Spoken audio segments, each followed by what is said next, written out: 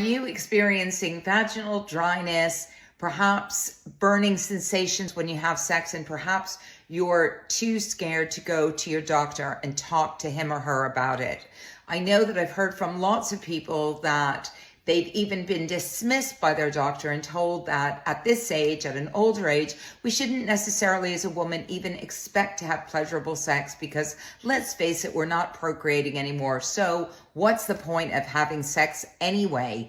And for a lot of those women, they just lack the basic knowledge to understand that there is stuff out there that can really help us to experience and keep experiencing sexual pleasure. And it's really our responsibility to educate ourselves about female sexual health. So when we go to the doctor and they tell us something that's absolutely nonsense, that we have the ability and the information to be able to tell them what it is that we want and we think that we need. If you find that your doctor is not listening to you, or he and she is just kind of batting you away and making you feel inadequate, go and find somebody else.